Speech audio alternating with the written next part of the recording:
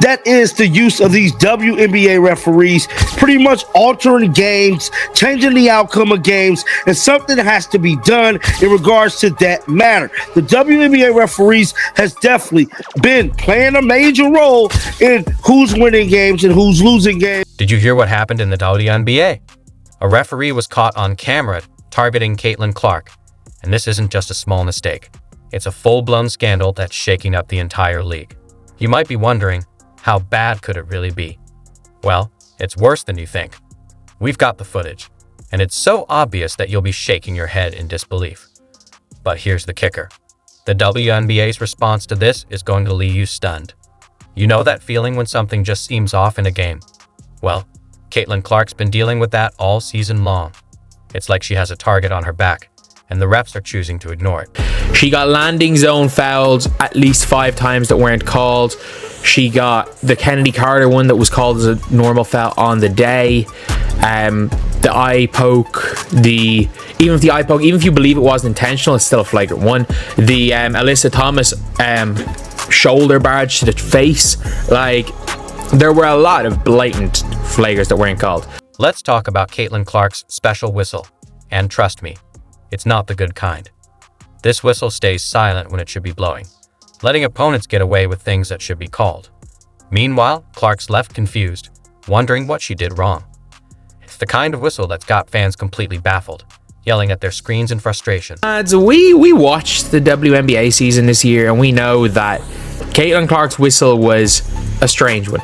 We know that she had a very, very strange whistle, and we know that the reality of the situation is that she got flagrantly fouled 5 or 6 times throughout the year. It should have been 10. Remember that game against Chicago? Caitlin Clark drives to the basket, all focus and determination, ready to make her move. She's got that look in her eye like something big is about to happen. And then, out of nowhere, she gets slammed to the floor. The crowd goes silent, expecting a whistle. But nothing. No call, not even a foul.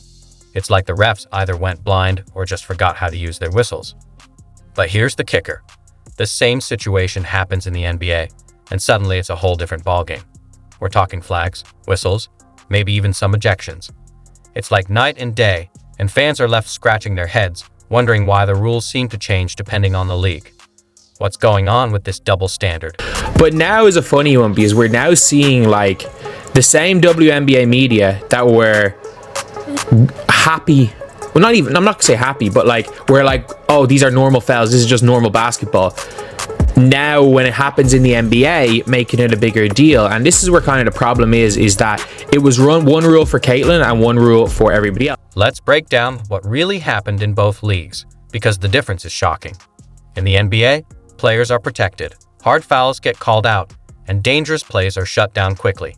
But in the WNBA, it's like they're playing by a completely different rulebook, and Caitlin Clark is right in the middle of it all. Now, let's talk flagrant fouls, the kind of plays that make you cringe just watching them. You know, the ones where you can almost feel the pain. Clark has been on the receiving end of a few brutal hits, and yet the refs, they act like they didn't see a thing. There's also a stat that came out a few weeks ago that said Caitlin Clark received 17% of the WNBA's flagrant fouls this season, and 80% of those flagrant fouls were committed by the Chicago Sky against Caitlin Clark. Picture this. Caitlin Clark is driving to the basket, determined to score. She's got that fire in her eyes, the kind that says, try and stop me. And then, asterisk whem asterisk. She's basically knocked to the ground. Hit so hard you can almost feel it through the screen. Now, you'd think that would be an automatic flagrant foul, right? I mean, that's what the rulebook says.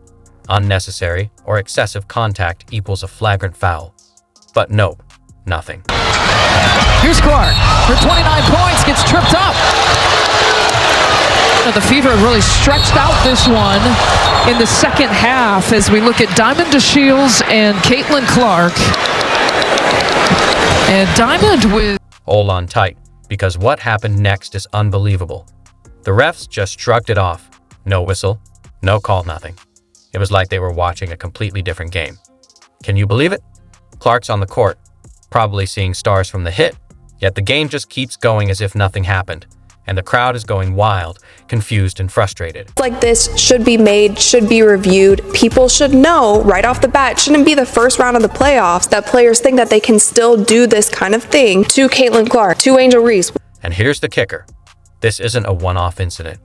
We're talking about a whole series of these crazy plays. It's like Clark has a target on her back, and the refs are letting opponents take free shots. Take that game against the Sky, for example. Clark's driving to the basket, full speed ahead, and asterisk bam asterisk.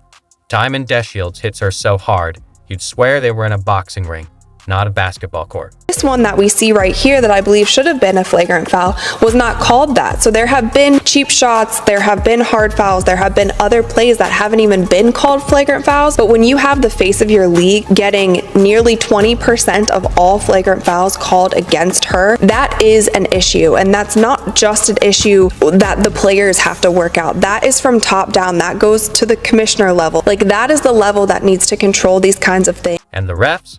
They're just standing there like they're waiting for a bus. No call, nothing. It's insane. But hold on, it gets worse. You remember Danana Bonner, right? Well, she pulled a move on Clark that'll make you wonder if you're watching basketball or WWE. Picture this. Clark's going up for a huge three-pointer in a playoff game, a critical moment. The crowd's on their feet, and what does Bonner do? She asterisk undercuts asterisk Clark. I feel like the WNBA should be even softer and even stricter rules when it comes to fouls, even more so than the NBA. This was a clear flagrant foul, the kind that could seriously injure someone or even end a career. And the refs acted like they left their whistles at home. Now, you might be thinking, come on, it can't be that bad. Maybe they're just letting them play. But here's the thing. This isn't just physical basketball. It's dangerous. These are plays that could hurt players, and it's not just the fans noticing. Coaches are speaking up too, all calling for stricter rules to keep players safe. In both cases, the players should be ejected. This was bad refereeing. The media afterwards was biased. The refs in the W can learn a thing or two by watching NBA games. Social media is blowing up after these games, with people calling out all the missed calls. They're comparing it to the NBA, and the difference is crystal clear. In the NBA, hits like these would have players ejected before you can even say technical foul.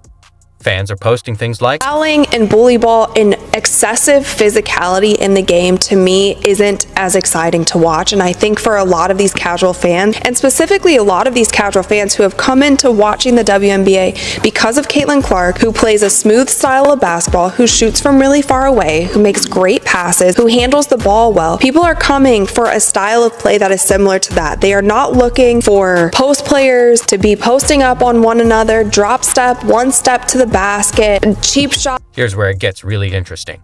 It's not just about the missed calls, it's what they represent. Why is Clark getting targeted like this? Is it because she's too good? Are they trying to toughen her up? Or is there something else at play? You have to ask, is this really how we treat our star players in the WNBA? Letting them get knocked around like pinballs? It's not just unfair to Clark, it hurts the whole league. Think about all the young girls watching, dreaming of playing in the WNBA one day. What kind of message are we sending them? But the reality is that we all have two eyes. We all watch the games. We all saw that there were times where things were blown out of proportion. We also saw that there were times where she was very clearly targeted. We all saw that there were times where the referees didn't protect her. We saw there were times where Christy Sides didn't protect her. We saw there were times where she should have been teed up that she wasn't. We saw the de-escalation committee. We saw times where she was trying to stop Aaliyah Boston getting teed up. We all watched. So, what's the solution here? Do we need new refs, stricter rules, or maybe it's time for the league to step up and say, enough is enough? Because right now, WNBA officiating is in a tough spot. If something doesn't change soon, it could be more than just missed calls we're dealing with. It could be the future of the league itself. I don't know yet if I've seen a player be suspended this season in the WNBA. Do you guys remember when Draymond was kicking people in the nuts and doing all of these different things during his season? He got suspended swiftly, and that was to set an example for other players, like, hey, this is not going to be tolerated. When they made it very clear that you have to let a three-point shooter come down from their spot, you cannot undercut them when they are going up for that three-point shot. That is something that needs to be implemented and enforced so much more in the WNBA. You might be wondering, is this just a one-time thing? Maybe the refs just had an off day. Well, buckle up, because this isn't some isolated incident. It's happening game after game, play after play. It's almost like there's an unwritten rule when it comes to Clark. Asterisk, let her play row, asterisk. So, what's the solution? Improving officiating might take a mix of accountability, transparency, and consistency. A full overhaul could bring better training and new technology, while adopting something like NBA-style call explanations would help fans better understand the decisions. And the league itself needs to step up. Addressing these issues openly would build trust and show they're committed to fair play. Guys, and it might be controversial, but there has been a lot of talk about a special whistle that certain players in the WNBA get and some players don't. But I think that this is something, again, that we can compare to the NBA. Superstars are going to get a special whistle, and they should get a special whistle. Do you know why? Because at the end of the day, it's not just the sport, it's the entertainment of the sport, and you need to protect your superstars. And the WNBA has not done well this entire season of protecting their one superstar who brought in more eyeballs than anyone else has ever done in the league. She should have a special whistle. No matter what happens next, one thing's clear. This issue isn't going away anytime soon. Caitlin Clark is too good and too important to the game for this to be ignored. As long as she's on the court dealing with this special whistle, fans are going to keep demanding answers. Take notes from the NBA. What the NBA did elevated the product. Let these women score more, let them put points up, and stop these BS cheap shots. And the superstars on all levels, Caitlin Clark, Asia Wilson, Nafisa Collier, Sabrina Ionescu, Brianna Stewart, they should all get a special whistle. Nneka Ogwumike, they should all get a special whistle. Those are the stars. That's the privilege you get when you get to that level. Stick around, because we're just getting started on this wild ride through the WNBA's refereeing mess. We got more examples, more breakdowns, and trust me, it only gets crazier from here. Think the no call against Chicago was bad? Just wait until you see what happened next. Remember when we said those bad calls were just the beginning? Well, buckle up, because this officiating disaster is about to explode in ways you never saw coming. We're not talking about a few missed whistles anymore. This is a full-on earthquake shaking the very foundation of the WNBA. You might be thinking, it's just basketball. How bad could it really be?